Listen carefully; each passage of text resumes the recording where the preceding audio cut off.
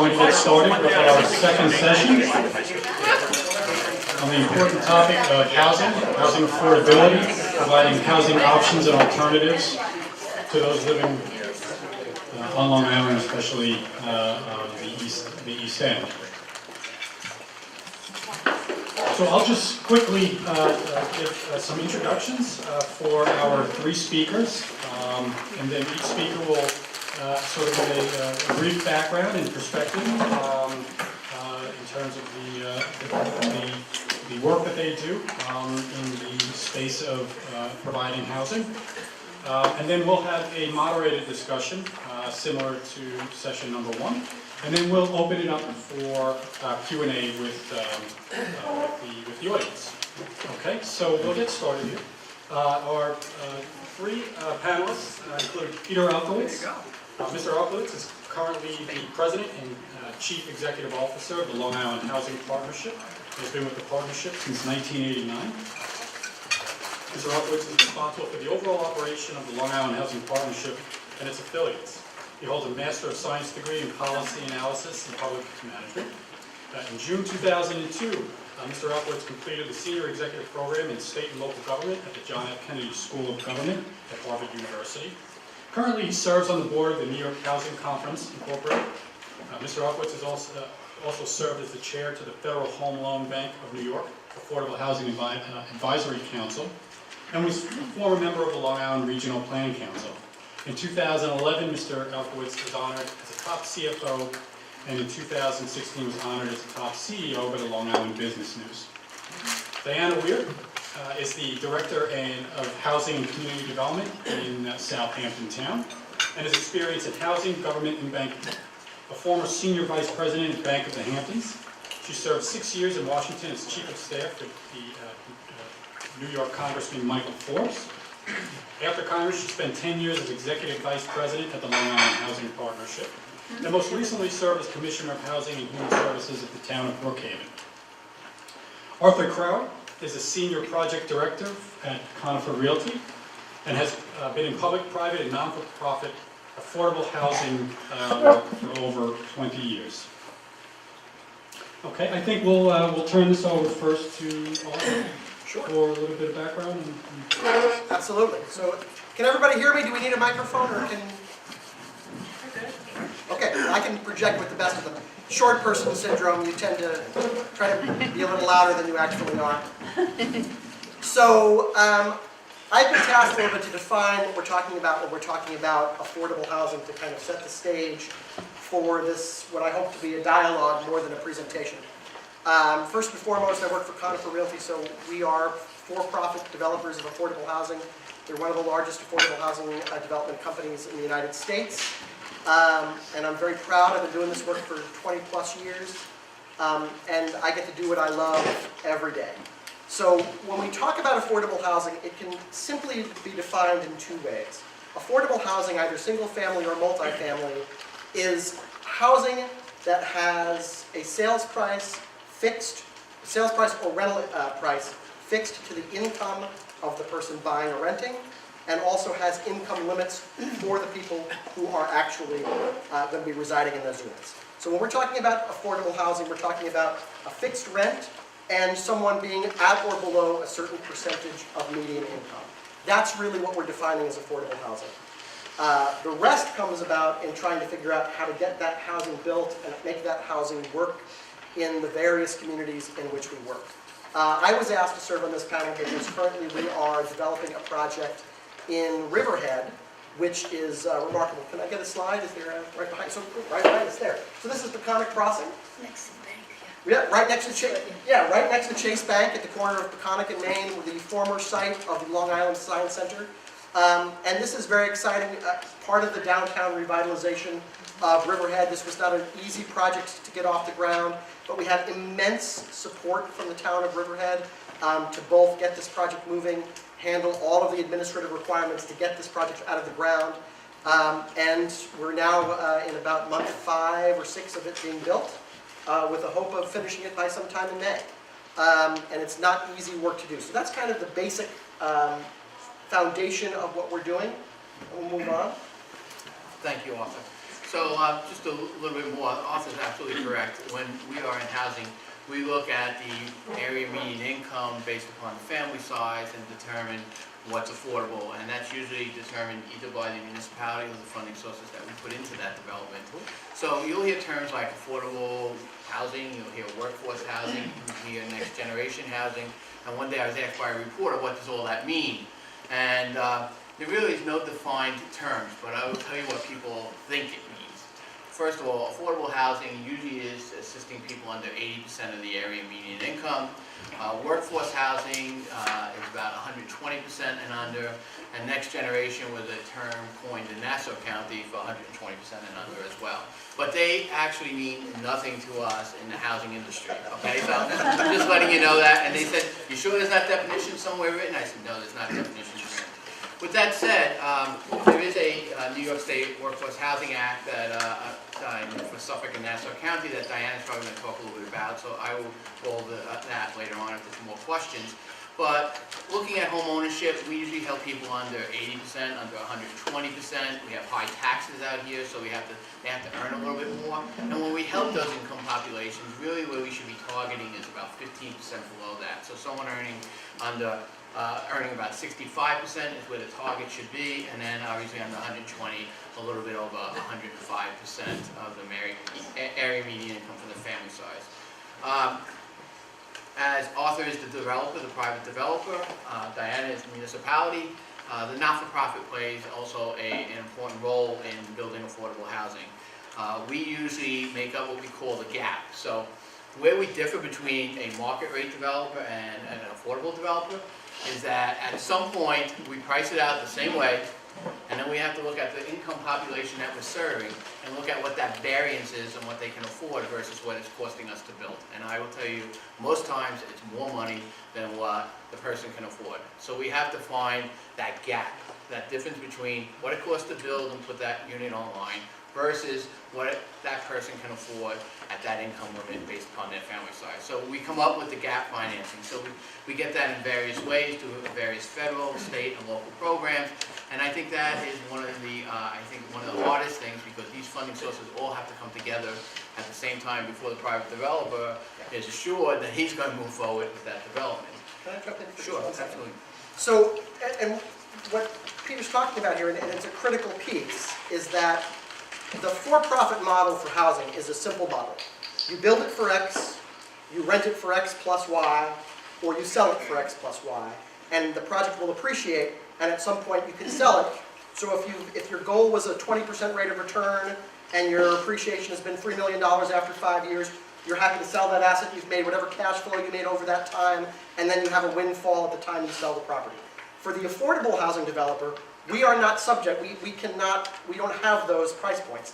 It costs more to build than it will actually be for the income that we will make, and we are required by law to hold it in affordability for anywhere between 15 and 50 years, depending on the funding source. So all of those things that the for-profit developer has, for example, if they have an overage, they can just increase their rent a little bit if there's a room to do that, to make up for it. Our rents are fixed, our incomes are fixed. So we don't have those luxuries. So it's another factor in this issue when we're talking about a gap is we only have a certain fixed amount of money, and that's the end of the conversation.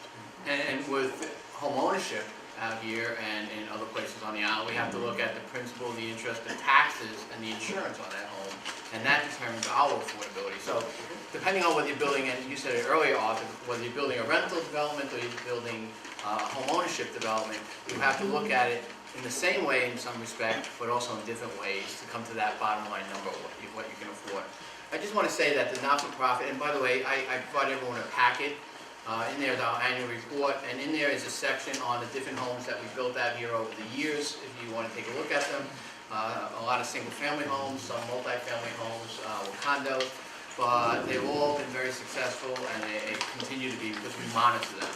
But I want to say the not-for-profit can put together, can assist with the program planning, can assist with the fair marketing of the homes, could assist with the applicants, the education, if they're buying a home, the mortgage education process, the applicant reviews, etc. And really, from the beginning, we work along with the private developer and the municipality to come up with the best product as possible. I heard in the earlier session that we like to combat all the issues, bring them forward, and we like to be fully transparent, okay, as far as who we're serving, you know, and how we're going to go about serving it. And we usually include people on our committees from the community that also help us guide us through the actually development process. And now, add to that all the problems that you have in developing and leveraging funds everywhere, in trying to find a community where to place this housing, because everybody says, we support affordable housing, yay, keep our families, yay, we're going to put it over there. Oh, no, you're not going to put it there. And that brings up the rouses and the horror of having to work with the community, which you always do.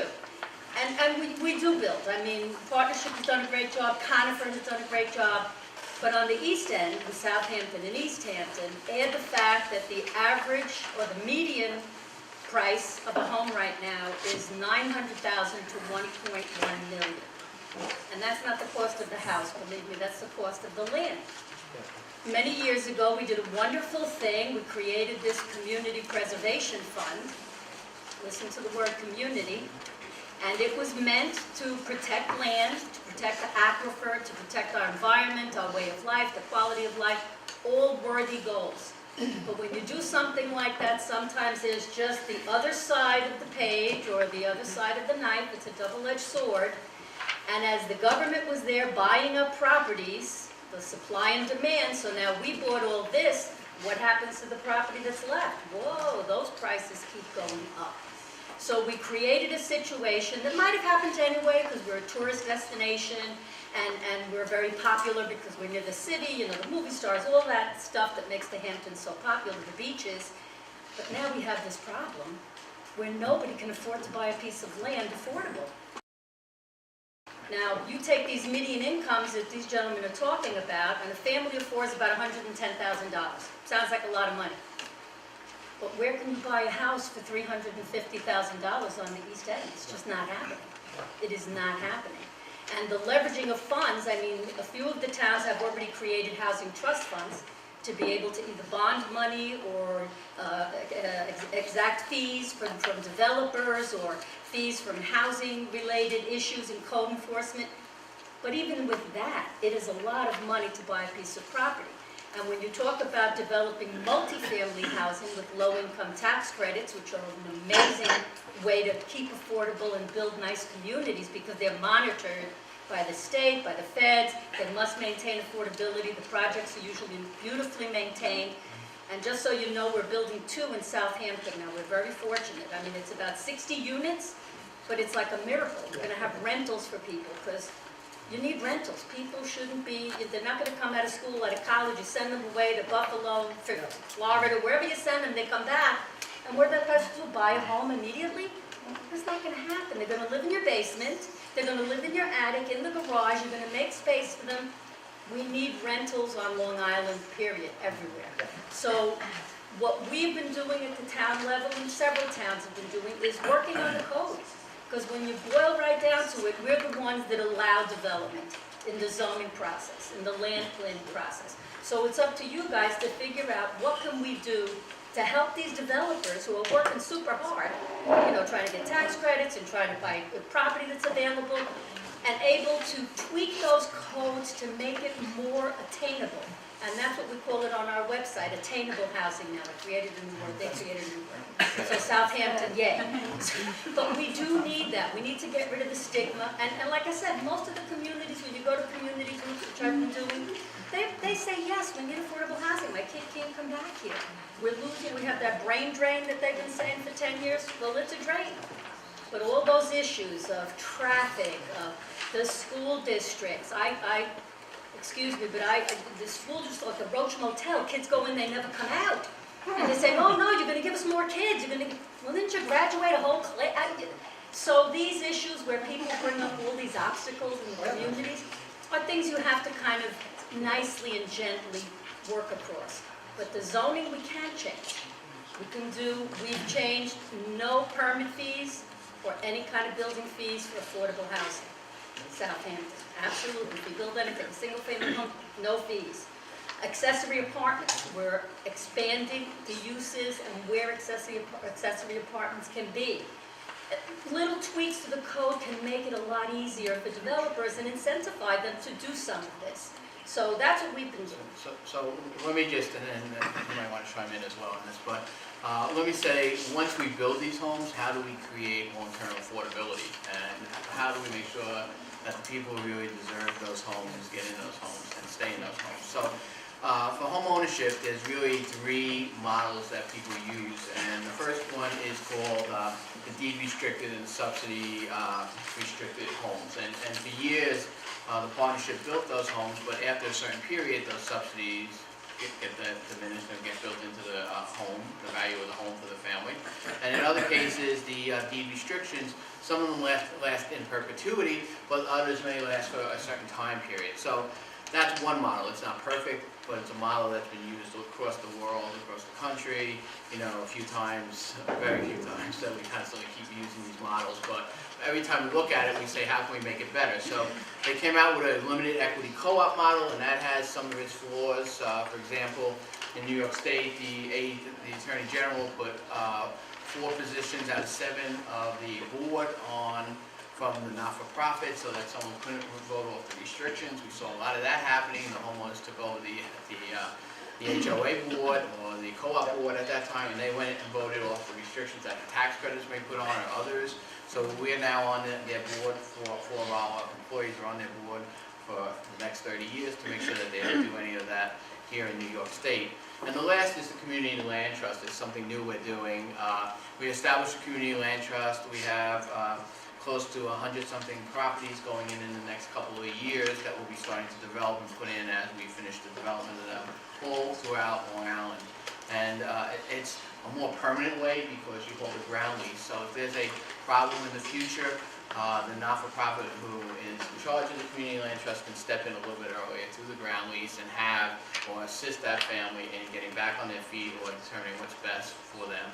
They actually own the structure, the not-for-profit owns the land, so they can step in a little bit earlier to the ground lease. And I know on rentals out here, different than New York City, we monitor and recertify rentals for the municipalities every year to make sure that the people are still within those income guidelines. In the city, if someone gets in, they're basically there for life. And we sit on a lot of panels and they say, well, how can you overcome that? Well, you can if you do have someone certifying that the family still... Yeah, we recertify them. You do through tax credits, but a lot of them don't in the city, so private developments. So, going back to what Diana was talking about, so Diana's faced with a couple of challenges too that we don't talk about. So the income limits are not established locally, by and large. The income limits are established by HUD. So HUD has some demographers and some statisticians who determine both the fair market rent and the area median income, which I think is at 107.8, I think is at this point for a family of 4. And now, so those limits are then imposed. And the difference between, let's say, Copay, which is in the same county as Southampton, is staggering. So in one, although they are the same income band, they are under the same same statistical model. Together, yeah. You're talking about one that really, particularly on Long Island, doesn't cover the length and breadth of the economic disparity that occurs. So we are forced to try to overcome that in some manner or form, and that's very difficult to do. That's why there are just some communities, it's just can't build there. We'd like to come in, but there's just no way to overcome those gaps to make that project work. And look at the math this way. The state of New York desperately wants multifamily housing on Long Island. Desperately. We have 100% success rate, Conifer does, in getting projects funded on Long Island. So why shouldn't we be developing 2-3 projects a year? And the reason is municipalities. The number one inhibitor to our success in addressing the issue of affordable housing on Long Island is communities don't want it. We met with, let's say, the town of Smithtown, a very open member of the Board of Trustees who said, I'd love to do it for you. I don't have the vote. I can't get you the votes anywhere else. They still think that this is Smithtown of the 1960s. And so they're graduating, their high school graduating class versus their kindergarten class is double the size. They have half the number of folks in kindergarten that are graduating from high school because everyone like me, who in 1990 left to go to Ohio University and left for 26 years. There was no place on Long Island for me to live, The idea of moving back into my parents' house was anathema to me. And for many. And for many. And so, my wife has come out here, and she's a little younger than I am, and she's like, I don't meet anybody under the age of 30 who isn't living. They're living with their parents. She always jokes, I was talking to one of my colleagues, she's like, boy, I'm redoing my kitchen. Don't you live with your parents? Well, yeah, they're redoing the kitchen, but I eat there. So, well, that isn't your parents redoing the kitchen? Well, yes. So this is why 2 generations of Long Islanders left and haven't really been interested in coming back. I'm stunned at how many municipalities I sit down with, knowing the success that we've had, and they learn a little bit of my story, and they go, why did you come back? Nobody comes back to Long Island. Why would you want to do that? And they are the ambassadors of the communities in which they work. And they're not being cynical. I mean, they love their communities. They're here for a reason. But they get the fact that Long Island is facing immeasurable challenges. And they really start with governance. They start with a willingness to change. And I will say Southampton and several other towns are very interested in maintaining the housing because it takes so long to build it, whether it's a single home or it's a small development. And in Southampton, they were very creative years ago. Peter and I worked on this with the then supervisor because the development was built, a beautiful little development, cedar-shaped homes, about 30 houses, right? And it was called the Pines. And the people paid $30,000 to $50,000 for the homes, depending on their income.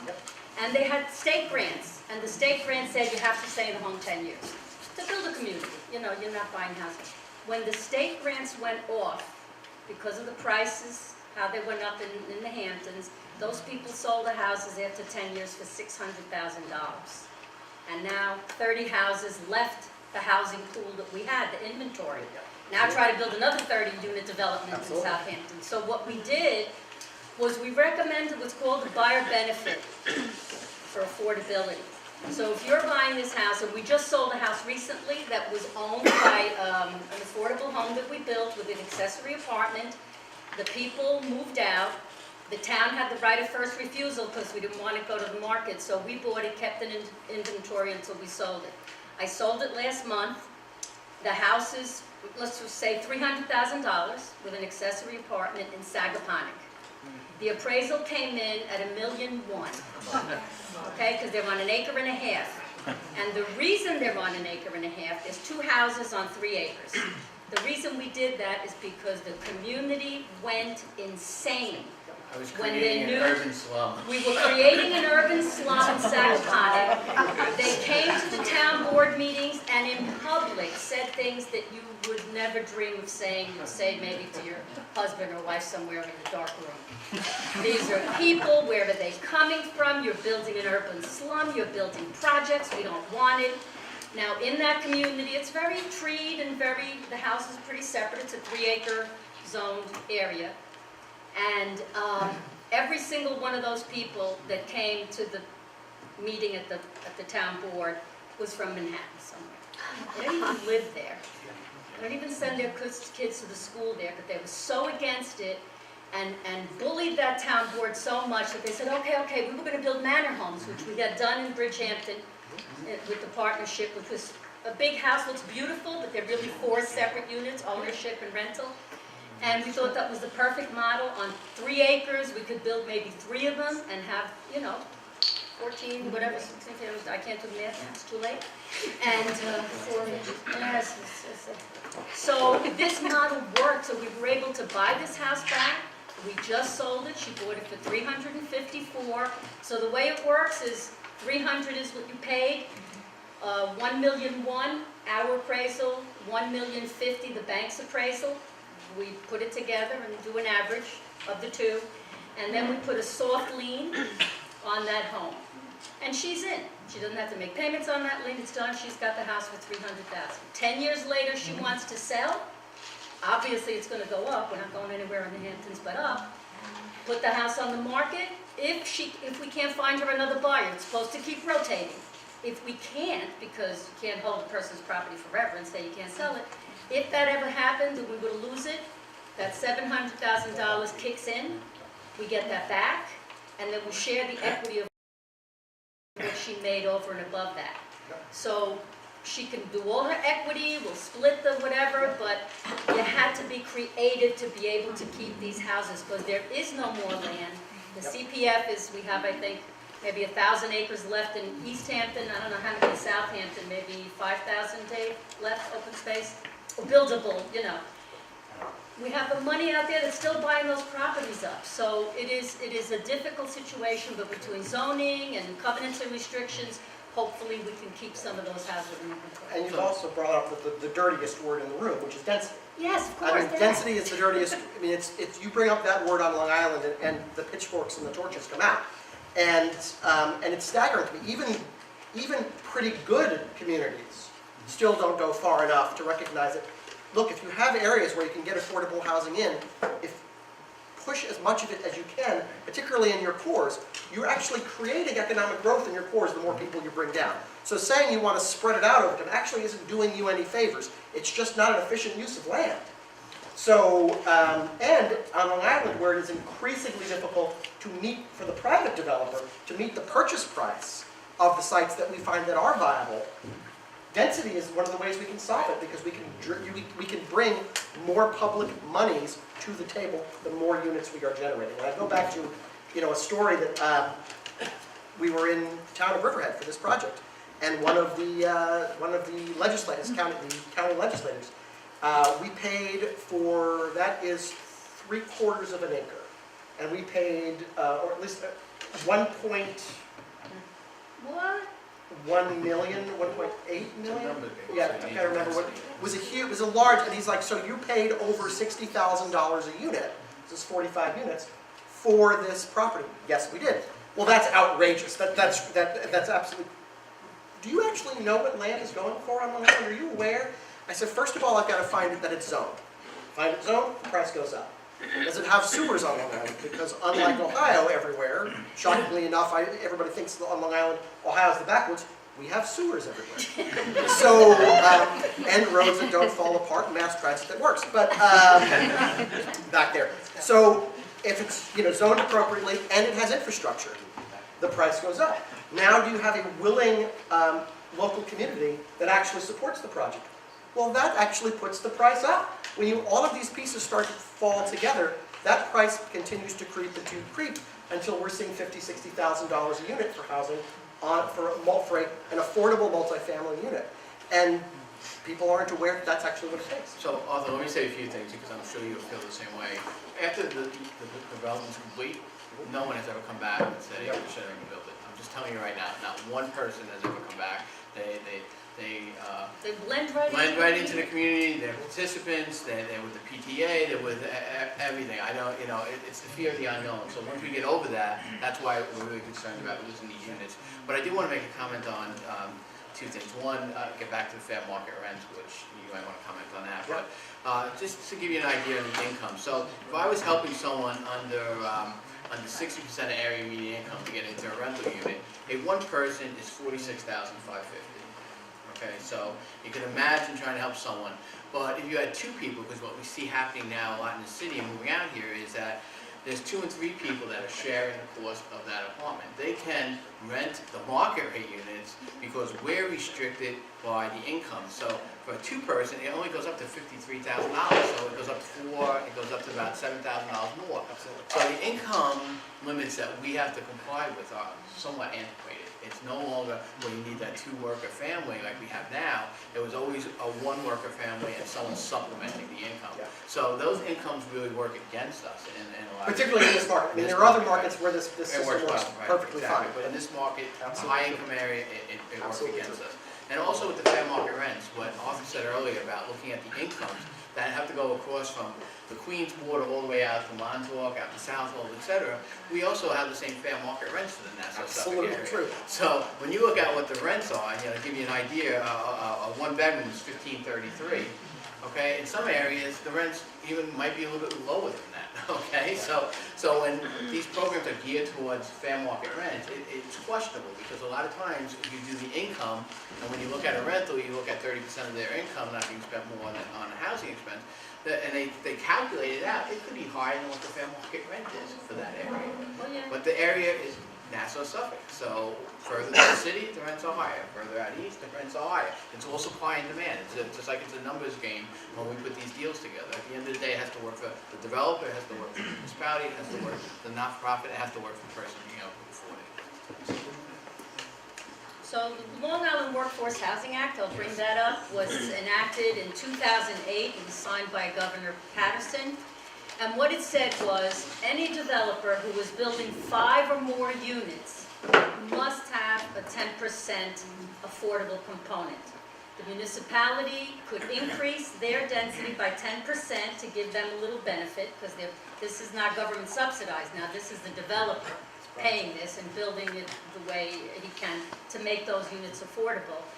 And it did spur probably a few hundred units, but not a lot, because it happened in 2008, and the market went right through the floor, and banks weren't giving loans for construction, people were having economic problems, so it didn't really create a lot of housing. We see activity now, with the banks loosening up credit for developers and with the economy getting a little better.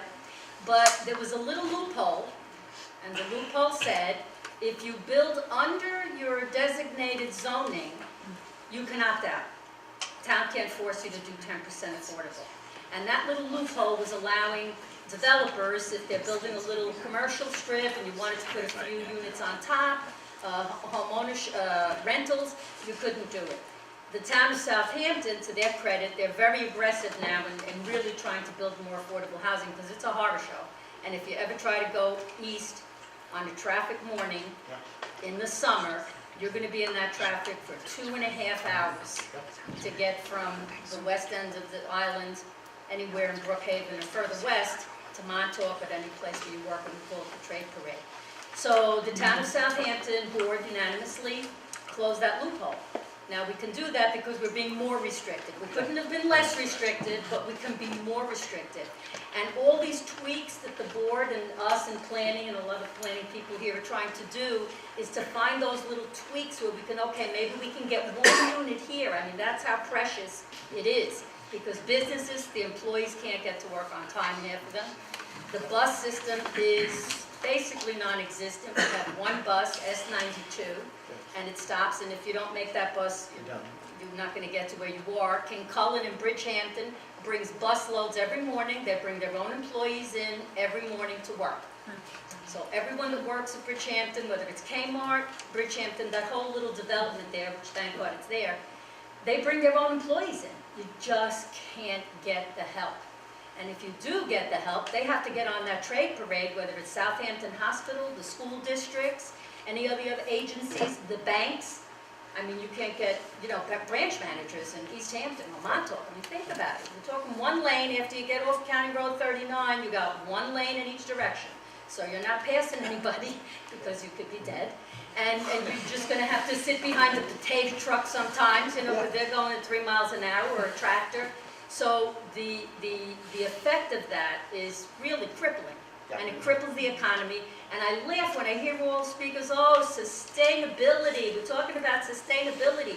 We're protecting everything except our families and our communities. Yes, that's right. We've lost children, we lost the workforce, we're losing our seniors because they're going to cash in and leave and try to be near their kids in North Carolina.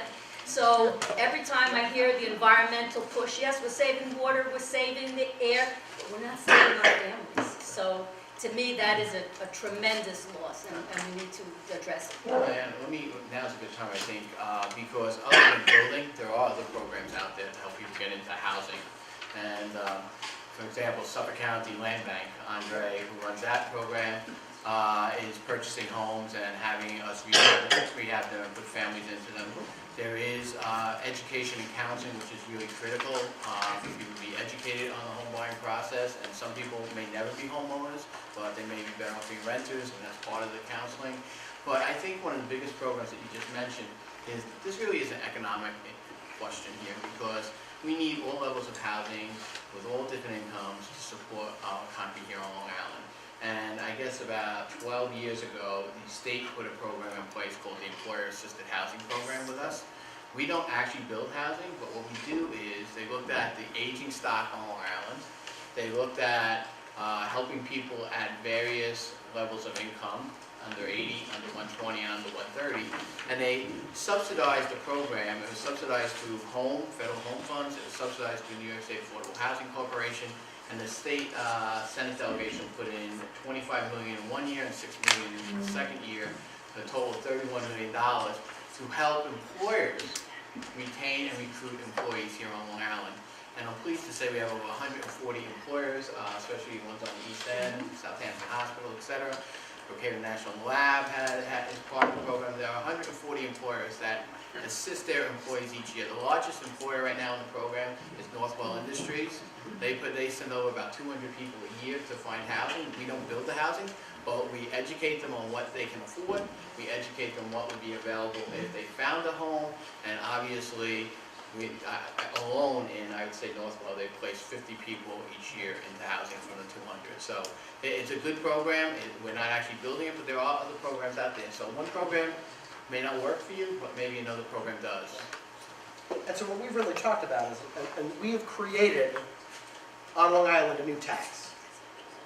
And that tax is on low and middle income families. So, you know, when my wife and I moved out here, you know, trying to identify where, she did not have a job yet, I had a job, trying to identify where we could live to minimize the commute, because if you're commuting for an hour and a half a day, that's 3 hours a day, every day, 5 days a week, that's, you know, nearly 20 hours, or more, that are taken out of your life. If you calculate your hourly wage that you would be making, or the time that you're spending with your kids in daycare for those hours, and think about the folks in poverty who are bussing the tables in the restaurants, in all of these high-end towns on the East End and North Fork and the South Fork. Those people are paying an enormous tax. The amount of gas mileage, wear and tear on their car. So we've created an entirely new tax on a population that was already rent over or housing overburdened to begin with, so that we can eat out, drink, make merry, and enjoy the. And I don't think anybody should apologize for their wealth. No one should apologize for the amount of money they make. You made it, you should be proud of it, but there is an issue here that needs to be addressed, and we have not been all that successful in addressing it up to this point. One of the issues that is trying to address that, one of the California, a lot of high-end areas, you know, Silicon Valley, where there's like the Hamptons, San Francisco. So they're imposing a linkage fee or an impact fee. So if you build a house, so if you come into Southampton, you say, I'm going to build an 8,000 square foot home that's cost $10 million. Well, you know what? That home is going to need landscapers, plumbers, painters, roofers, whatever, maids, cleaning people, landscaping. You're creating more stress on that highway system and on the traffic. So you're going to have an impact fee. Yep. California linkage fee.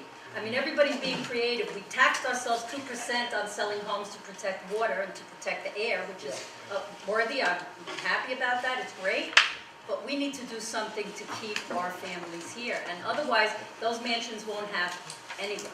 It's going to reach a point where it's a nexus and it's just going to go.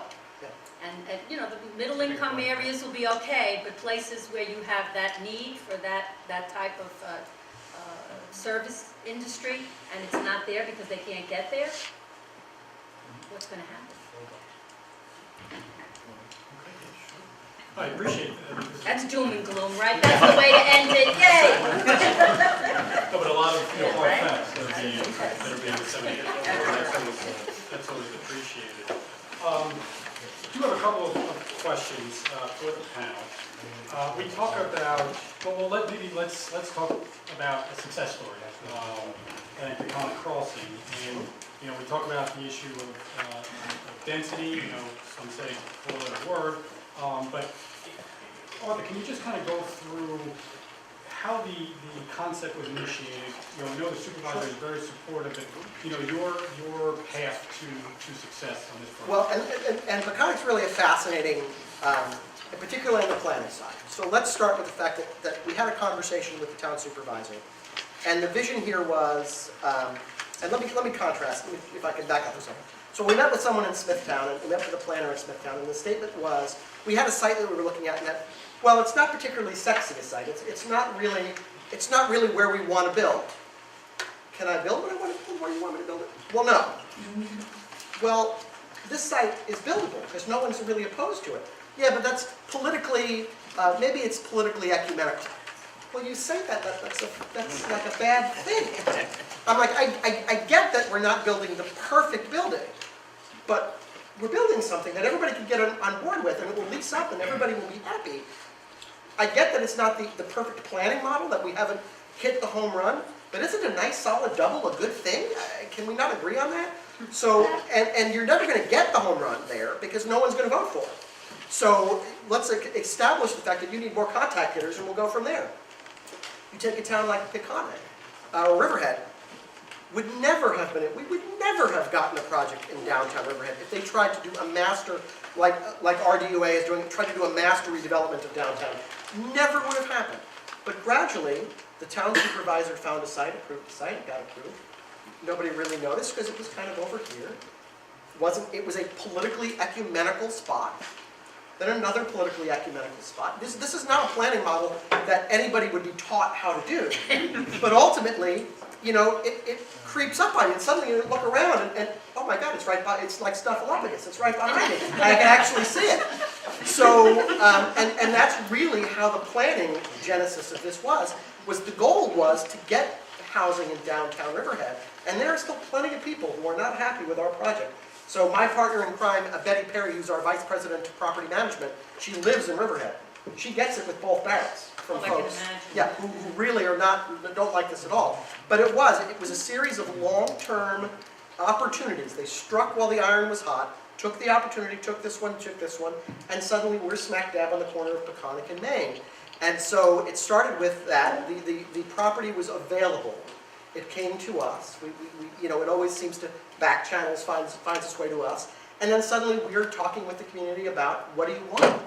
And so when they said, well, this is what we want. And Conifer, one of the things that's great about what we do is we're in this community for the long haul. We're not going anywhere. You know, Betty's going to be managing this project. Like, I'm going to be here for 15 years until I retire.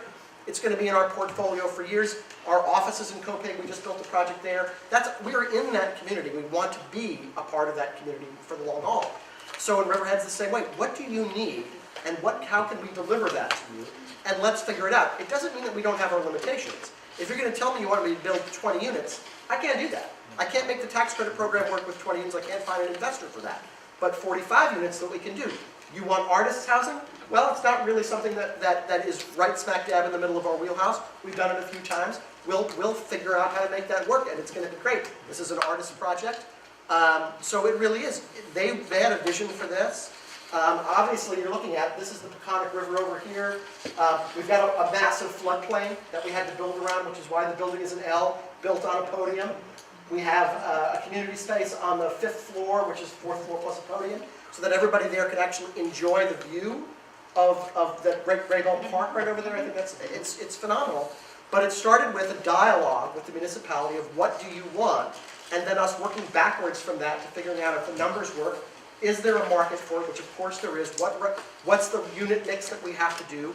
What design can we deliver to you that will make you happy with the finished product? And if you can show the other, do we have the other slide?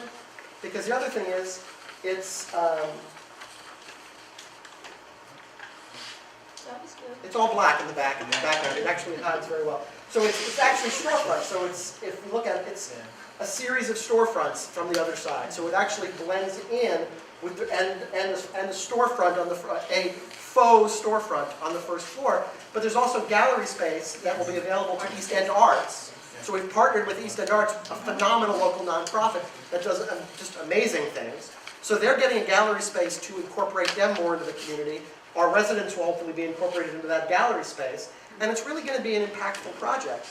But it really came in through a strange planning genesis, a conversation with the municipality, and then being able to figure out a price point that works and going from there. By the way, Arthur, you know, when you said they usually have a site in mind, I will tell you we had to put train crossings in, we had to decommission parks, anything that is a problem, we usually get it in affordable housing. Oh, yeah. You said you had to work around wetlands. Oh, yeah. I mean, it's always something that adds to the cost that some private developer will look at and say, oh, these numbers are never working. because in a lot of these communities, we can, well, it's got wetlands and I need to mitigate that, I'll just add that to the rent that I'm going to charge, so I can just. Well, partnering with what you're doing there, because Riverhead to me was always a gem.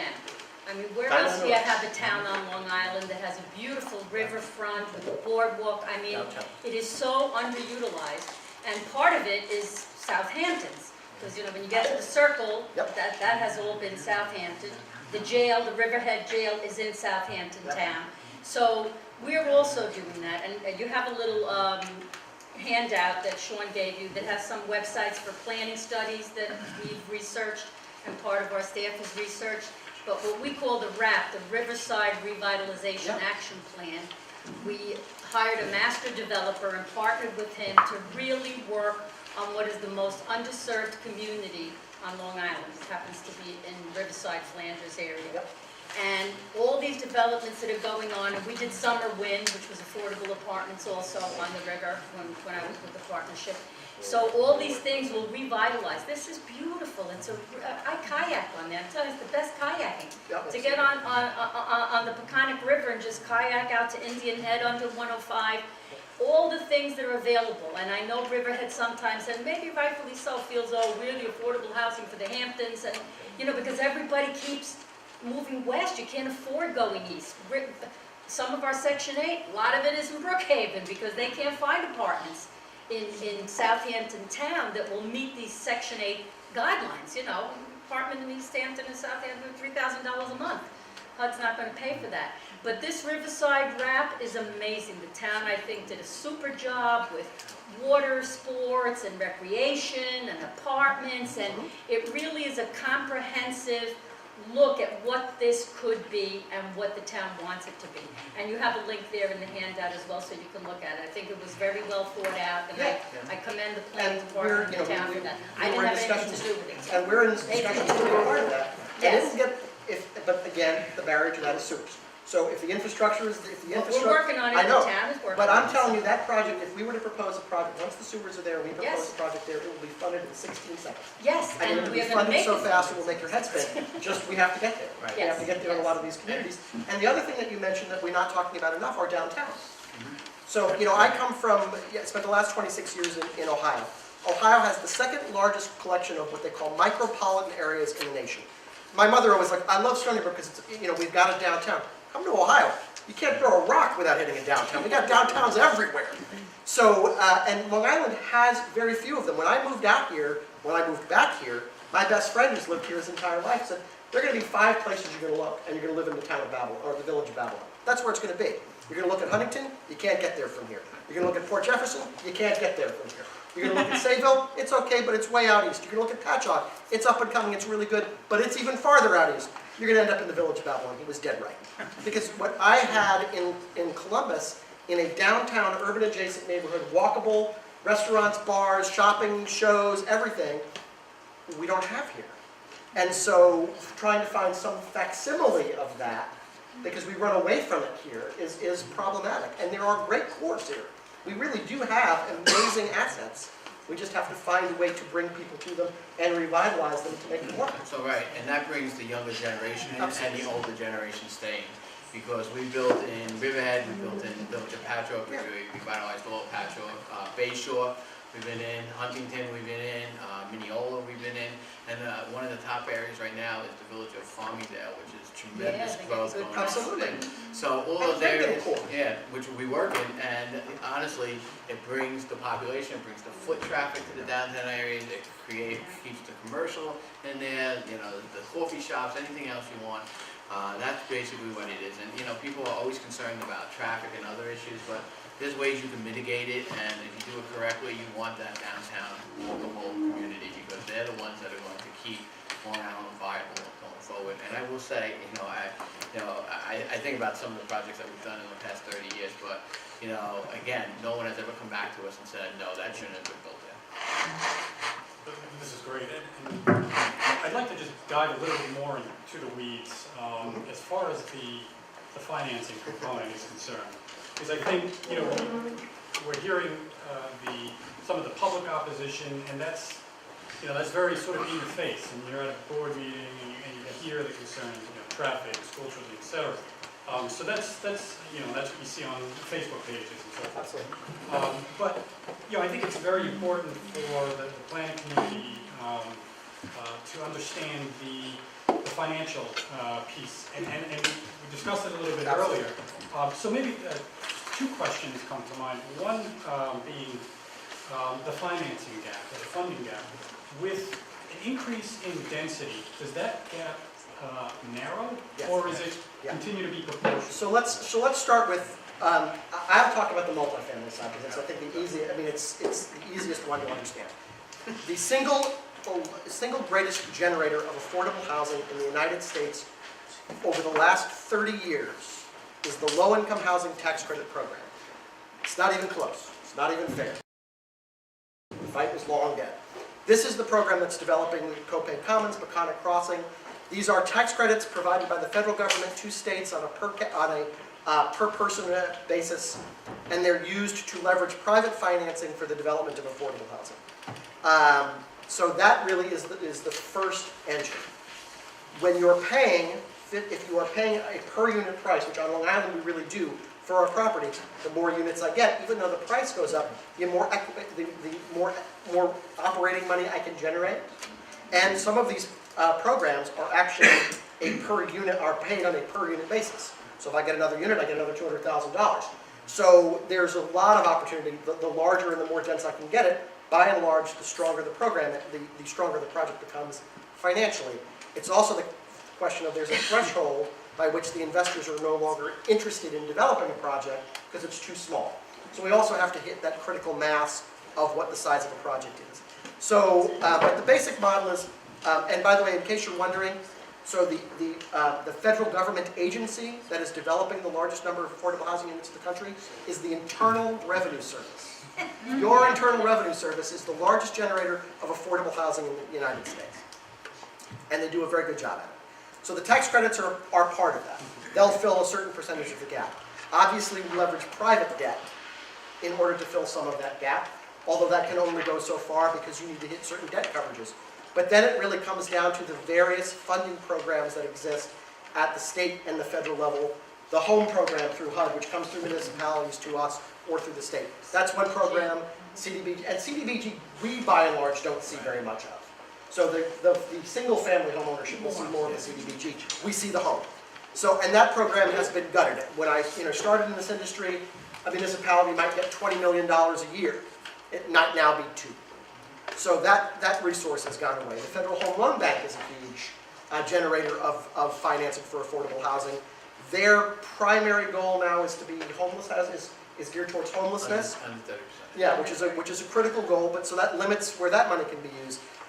One of the wonderful things about being in New York State is that New York State just passed legislation that has $2.5 billion in basic gap financing money for the development of affordable housing. Put it this way, we're looking at a project in Hempstead. We talk about a downtown that could be a flagship for Long Island if we could get everybody going in the same direction. That project would require more gap financing for that single project than the entire state of Ohio will give out to all of its affordable housing projects in 1 year. One project. So that's the dedication that New York State has to understanding the critical importance of affordable housing, and they're putting that as a priority in their overall budget. And it's a game changer here. It makes projects that in 48 states plus the Virgin Islands, completely infeasible, here suddenly become, we could not build in the markets on Long Island anywhere else in the country, maybe California, but even that would be problematic in terms of without the resources that the state provides. It would just be infeasible. So I'll talk a little bit about home ownership. The home ownership units are a little bit different. There's some funding sources out there that will assist. The New York State Affordable Housing Corporation has over the 30 years given us over $38 million to place over 3,000 units in place just under their one program. And they continue to be strong. As Arthur said, they're very supportive, and they will continue. And that's a home ownership only program. It helps people at 80% of the area median income and below, and at 120%. And normally the amount that comes in under 80 is $40,000 a unit to make it affordable, and the 120 is $25,000. And as Diana said earlier, the duplexes with a single family home with the accessory apartment, you can get it on those 2 homes, which helps that homeowner make that home more affordable because it's 2 units, and plus they have the rental income coming in to help and assist that homeowner in paying their taxes and the mortgage. So there's very creative ways there. The home program also is very much used out here Absolutely. to underwrite the cost of home ownership. That goes for only populations at 80% of area median income and below. And then the program, the state law that you were talking about earlier, some people just do it with density, because some developers don't want to be involved with any subsidies. They're not like you, you know, and you understand totally, but they don't want to be bothered with it. They just want to make it affordable, and they have a certain income that they have to, because municipality determines it. Yes. But in some cases, municipality says, oh, we want to help people under 120%, and we also want you to help people under 80%. That's when they got to come back to us because they need additional subsidy to make those numbers work, all right? They may need $25,000 more, they may need $40,000 more a unit. I will say that we are lucky to have Suffolk County and the county executive, because Phenomenal. he has an infrastructure program that helps underwrite a lot of the infrastructure work, but they also have an acquisition program that we've used many times as well. And I will say, you know, so depending on where you find your location, Yeah. your prime location, like you're looking in Hempstead now, well, that's one area where we don't have the infrastructure and the acquisition program to help us. So we have to make up that difference. And time is money. I mean, at the end of the day, it's a numbers game. So when you put more subsidy in, the layering of the subsidy is really critical. It's an art, I'll be quite honest with you. The most restrictive is usually the one that you follow. But basically, you know, you have to know how long it's going to take you to get that subsidy. And some people I've seen say, all right, I'll put 1 source in or 2 sources, but I can't wait for any longer. I got to get that project moved. So, I mean, we were talking about, and the term is subsidy layering. So when you're doing a project, the multiple sources that you have. So on, like our project in Copic, we have 8 sources, all with different requirements. So we have to know which units are which, who they can be rented to, and all the requirements that go with that. And then the sources will only want to pay for certain things. So in home ownership, you have what they call an affordability subsidy, and you have the affordability subsidy, which is the subsidy that you need for what the person can afford to pay to what the house actually appraises for. And then you have a development subsidy, which is what the house actually appraises for to what it costs. A little different in Long Island, because you have, when your house is appraising at $1.2 million, it's not costing $1.2 million to build. So you really don't have a development subsidy. You have an affordability problem. In Ohio, we have lots of communities in which the average house price is, let's say, $60,000. It still costs $160,000 to build that home. Yeah. So you're having a gap to fill. Some people will fill one, some people will fill the other. So you have to know where to go for those resources, knowing what your issues are, and then how to address them. And that's not an easy thing to do, and sometimes you have to compromise to get the money that you need to get the project started. You change to senior because there's money available for that, whatever it may be. So And that's the county, Suffolk County also has another option to build affordable, and that's what's called the 72H properties. Those properties are properties that are tax defaulted. Maybe people haven't paid taxes 5 or 10 years. There is a procedure for the county to take those properties back, and they give them back to the townships. They can only give it to a municipality. They can give it for parkland, for water drainage issues, for affordable housing. And that is free. Yep. So a lot of the municipalities, I know in Southampton, we've probably built about 30 or 40 over the years since the program started. And since the land is free, even if it might only be half an acre in Hampton Bays or Yeah. 3/4 of an acre, some of them might need some zoning setbacks because they're a little small, but they're buildable. Many of them are buildable, and that's a gold mine, because you're getting the piece of property totally free. We transfer it to a not-for-profit to build, usually the partnership, CDC, any other of the developments. Some churches will build it, you know, to house some of their community as well. So that's another option, but they're few and far between now because the county is selling them at the steps a lot of times, and we don't get a chance to get them. So if they're buildable and they're nice, you know, you can't blame them. They can get it on the market, no need to give them free. If they're really tiny and unbuildable, we'll get it, and we strip the transfer of development rights, and we'll use them to build affordable housing. So the county allows us to do that. So we have a bank of TDRs, we call them. The county has a bank of TDRs that they will give to affordable builders, which usually cost, I mean, Tom, you were there when you created it, the county. Tom used to be the Suffolk County Planning Director.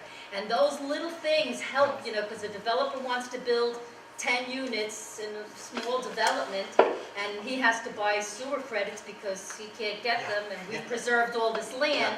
So we've started to strip the sewer credits from the land so that we can build somewhere else.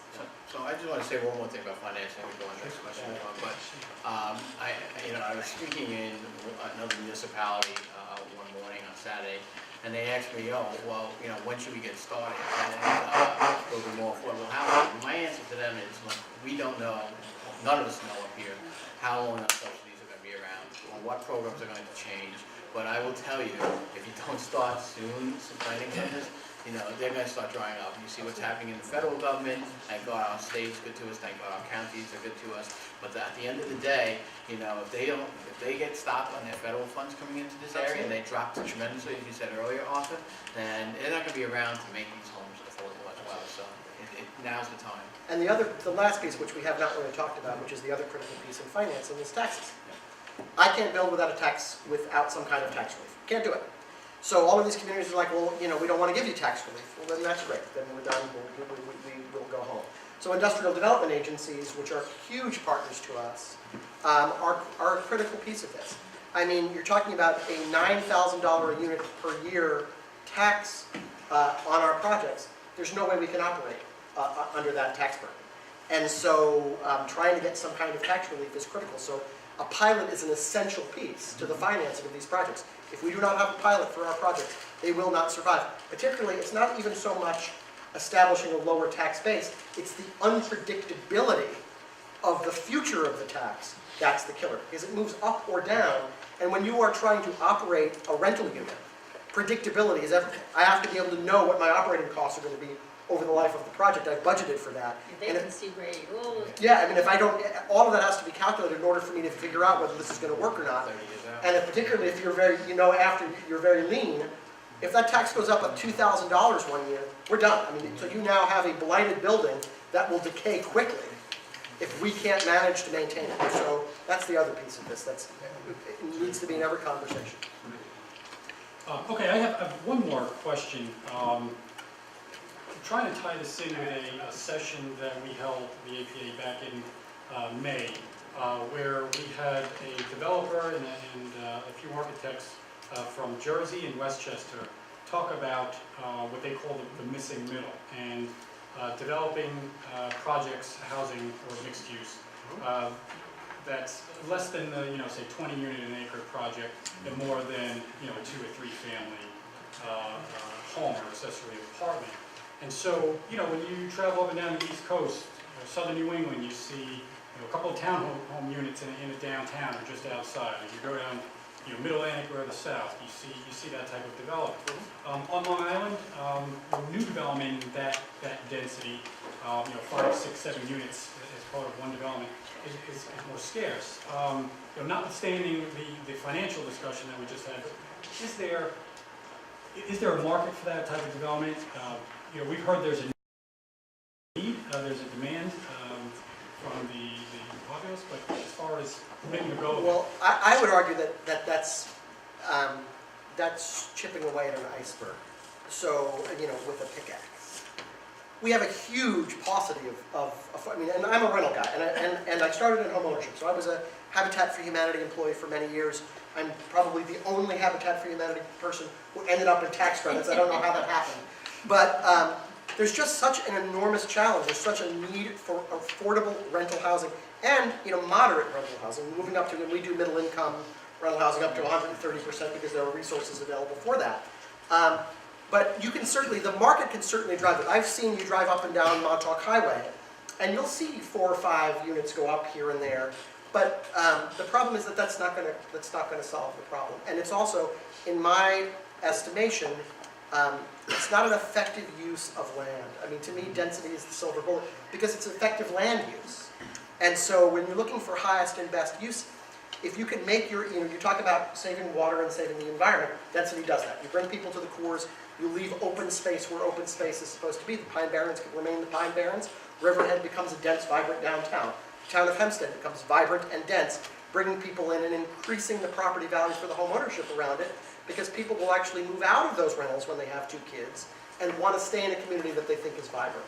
So so certainly, you could build if you could build 2 or 3 units all over, they'll lease up like crazy because the demand is so high.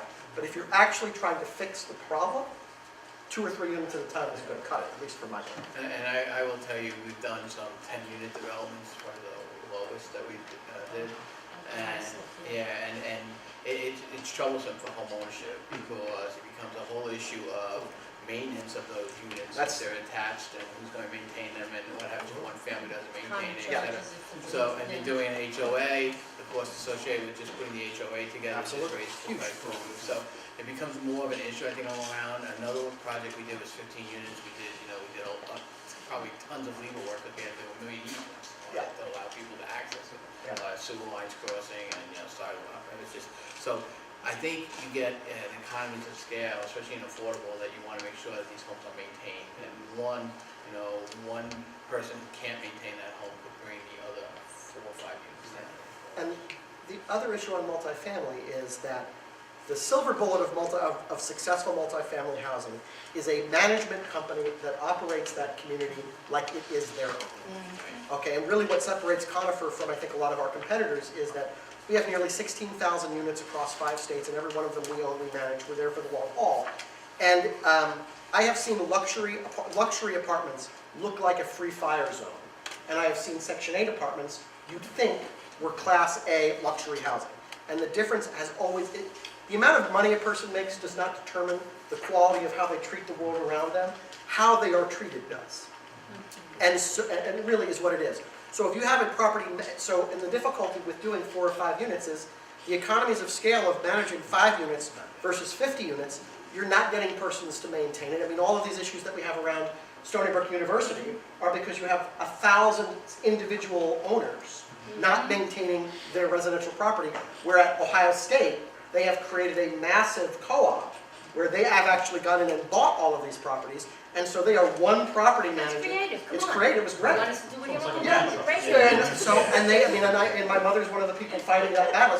That's what they need to do, because in the end, they bought all of the property around them, and now they have one management company and a management staff to maintain that. That's what we're doing with the land trust. Yeah, and that's the way to do it. In the end, it spreads it out, and so you're providing quality maintenance and management of that property. So it is, because the community itself is a member of, the building is a member of the community as well. And Arthur, I think also insurance costs, they all have to be spread, so Yeah, that's a fixed, insurance is right? brutal. Insurance is a killer, okay, when we look at this for affordability. We also look at, if one person leaves, that vacancy has a major impact. I lose one, I'm at a 98%, you lose one on 5, you lose 25%. So, Thank you. Okay, I'd like to open it up to the audience. Any questions? Sarah? I was in Sag Harbor when the Boulder Watch Case facility was redeveloped, and because of a lack of political will or whatever the pressures were, the County Planning Commission's recommendation that a certain percentage of units be maintained as affordable, created as affordable, was overruled in favor of a cash contribution into a fund, which languishes because there's nowhere to use that money to build. So I'm wondering about I don't know the state of play today. Are there still required set-asides for? I will tell you that. That's part of the Workforce Housing Act. The Long Island, it gave 3 options for the town to offer a developer if they could not build it on site.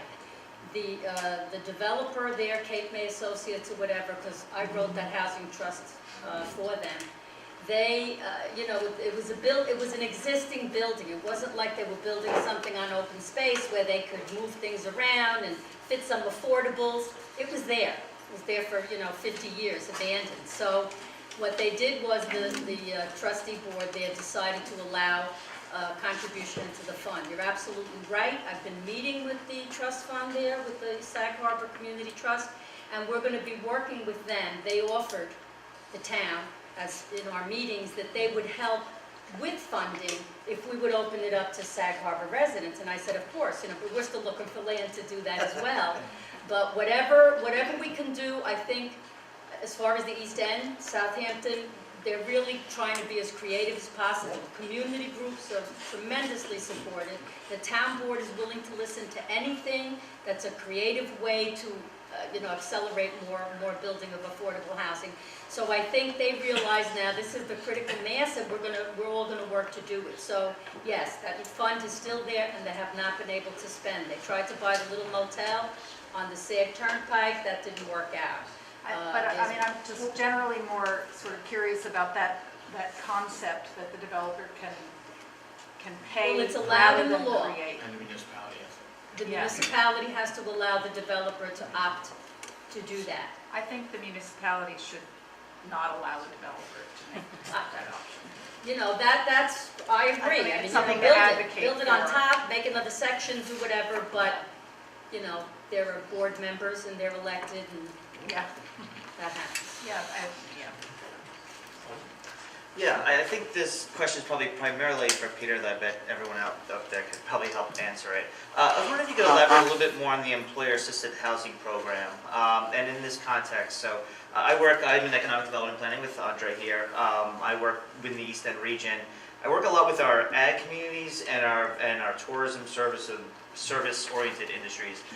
Have we had any projects partnering with them, either as industry groups or, like I see the word homes in here.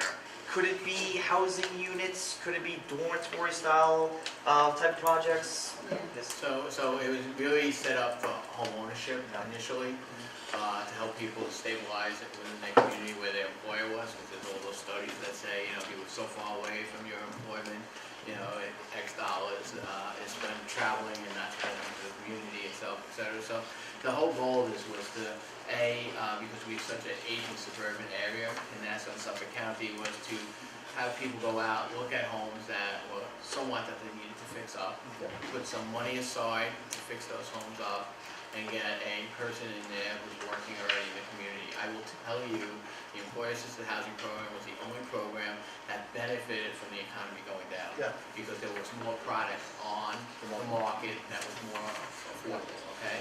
And getting the person a mortgage meant that they were employed because their employer was matching the funds as well as the employee, and then us coming in at some point. So it really was a program, and it was subsidy layered. You find very few programs in home ownership that's subsidy layering. You might hit this one population, you have this, but it was literally 3 different levels, and less money was given to those who just needed some help in maybe a down payment, whereas the ones who needed to really repair their homes, they could get some money for rehabbing it. So True it public was true private. public-private.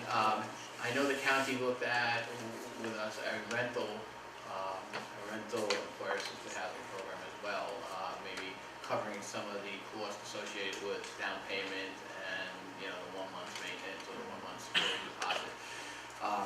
But that really, I don't think ever moves forward at this time. But, there are programs that are done as well. Some of them are basically, some of the properties are owned in a land trust, and then they assist them through that mechanism so that there's some control. But this program is strictly set up for home ownership. So, But seasonal housing is a major issue it on the is, South Fork. Yeah, That is but a that's problem, everywhere. because you North get an Fork too, but influx of tourism, Yeah. the restaurants are open, all the motels are open and hopping, so that doesn't happen in the winter. We have the 100 days of summer where you make the money. And they're Yeah. trying to create the shoulder months Yeah. to do more now with pumpkin picking and apple picking in the vineyards. But it's a challenge because these people are single. They may be, just here for the summer months. They come from Ireland. They come from many different places. And it's a real problem. A lot of the Yeah. businesses and business owners have purchased homes. so, They've they've actually provided their own housing. to keep their employees, but So, that's gonna run out. The national solution for any housing problem historically has been the tax credit program will fix it. And it's always been that way. So for example, homeless housing in the country. Homeless housing, there was no federal program to address folks at risk or homeless. So, well, the tax credit program can do that. Obviously, it's rental housing. But, so now I have a budget now, if you're talking about creating a gap, the lower the rent I charge, the greater a gap I have. So I'm at 60, the tax credit program is at 60% of median income. States require if we give you a little money, we may want you to go down to 50% as the trade-off for that money. Now I want you to go serve the homeless, who are actually at below 30%, more like 18% of median income. So now the tax credit program, which was already overburdened to begin with, is being asked to serve people who create an even larger gap money that doesn't exist in most states. So every unit of homeless housing you're doing, which I love doing, it's one of my favorite, I mean, I've done multiple homeless projects, it's a challenge to do. It's amazing when you find huge public policy blind spots. And that's, in my mind, number one right now. So you take a state like California, the tax credit program solved the problem, at least in terms of addressing it, because they only have about a month and a half in some communities of vacancy, in which there's no weather to do what they're doing. So they can actually underwrite that project to absorb maybe 1 month of vacancy, and they subsidize it to make it work, and so they put it in that community. When your off-season is 6 months, the tax credit program can't fix that. In New York, in Ohio, where we have huge, farms everywhere. So in huge migrant populations serving there, and they're with families. In California, there are huge family issues in terms of where you house them. So this is, the answer to that is, that's where advocacy work has to come in, to say that this is a huge area of policy absence, and we need to find a solution to fix it, because I'm a pretty creative guy, and I like to find solutions to problems. The only way I can solve it is just dumping a huge amount of money. So some of the solutions to this, and we've been looking at it at the town, some of the planners, we do a lot of research, are tiny cottages and micro homes that come in on a trailer, Yep. but they look like a house, and if you put the two trailers together temporarily, kind of like almost a mobile home park, and just be able to put them in, the sewage would be pumped out, they just need water and electric hookups. So all the towns, at least the East End towns, are looking at that kind of situation. Just change the code, see where they would fit. Again, if you ever said it to the public, maybe they'd go out of their ever-loving minds. But they'll Montauk has had a problem. show up. Montauk, we've talked about this problem in planning and with the supervisor, when I was on the board. It's a constant concern, because these are single people, they just come in for this 3 or 4 months and they're gone. So there are a lot of creative things. We met with somebody in Southampton, where he would bring them in, bring these things in, give us half an acre. They would be able to put up 6 of these, and then when the summer's over, they'd pick them up and take them over to Steamboat Springs, where their season starts, and that's a business that they would run doing this. So there are so many creative, out-of-the-box things to do, but we have to allow the zoning, we have to be able to convince the community, and the board has to be able to, make a decision and be able to vote on it. But all those things are being looked at, so.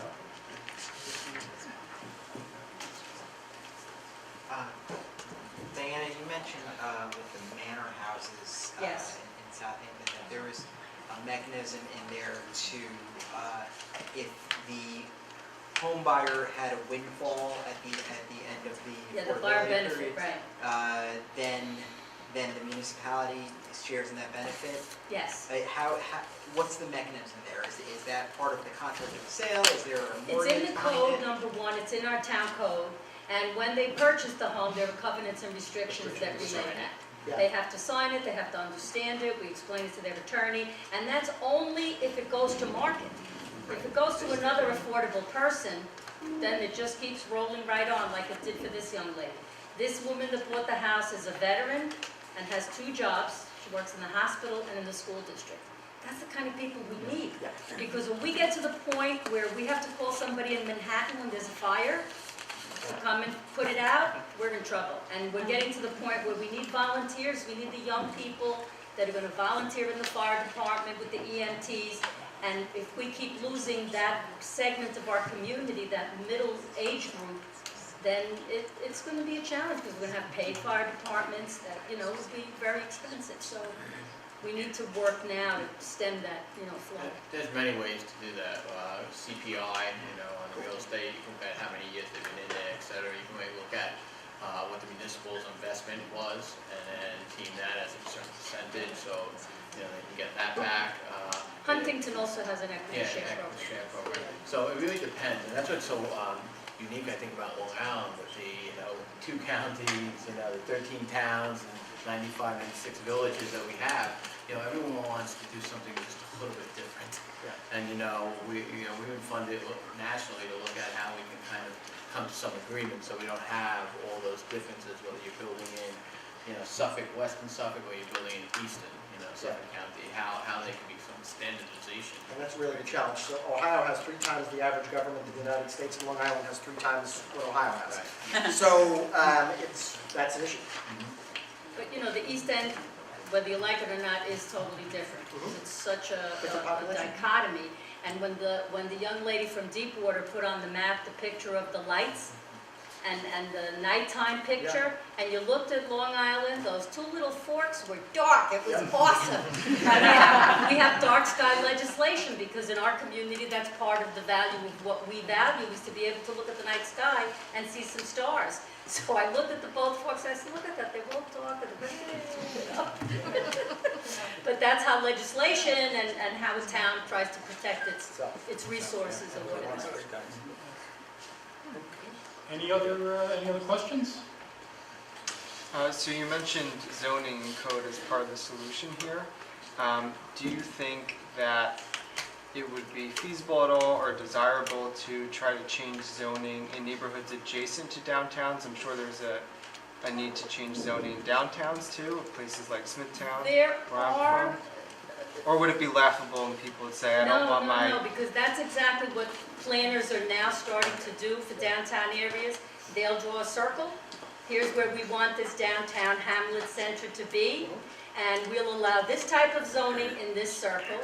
In the outer circle, we'll allow this type of housing or zoning. And then in the third outer circle, so that it concentrates and allows that difference and that gradual change in where the housing is. So that's very popular, and that's something a lot of towns are using. So there are some villages right now that we built in the downtown village area, and they're looking now the outside to buy properties that were illegal 2 families, and now making them legal 2 families. So the accessory dwelling unit, as long as there's a home ownership, an accessory dwelling unit, so that homeowner really has the interest in making sure that property is maintained, and making sure that the renter knows what he has to do or she has to do there as well. So when you see the outer circles now being drawn in and saying, all right, we can get a little bit more density so that the density is greater in the downtown area, and then the next level of circle will be, maybe 2 family homes. Yeah, and it's also a movement of the economic. It's movement up the economic ladder, so that you're seeing where there is more density. Obviously, you're having less equity generation.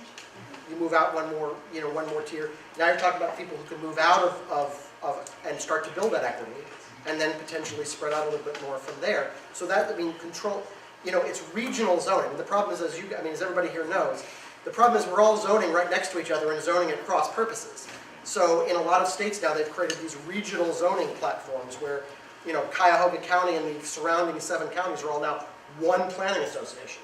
So that when they're making a decision, they're making it unilaterally across the board, so that they are all actually rowing in the same direction and with fervor. So, that's absolutely a great idea. Okay, well, let's give our panel. Thank you everyone for coming, and safe trip home. Good night.